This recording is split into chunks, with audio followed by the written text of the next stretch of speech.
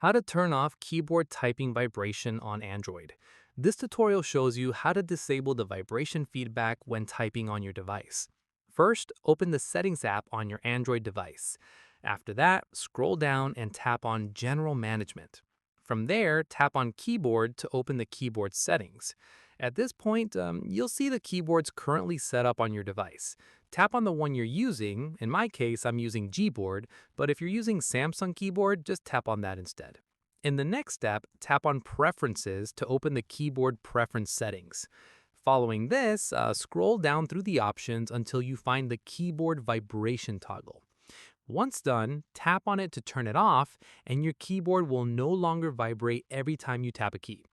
From here, go back to any app and start typing to confirm the vibration is completely gone. At this stage, keep in mind that if you switch to a different keyboard app in the future, you'll need to go into that keyboard setting separately and turn off vibration there as well.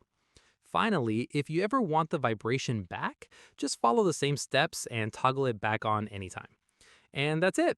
If this guide helped you turn off keyboard vibration on Android, give it a like, subscribe for more Android tutorials, and tap the bell icon for updates. See you in the next one.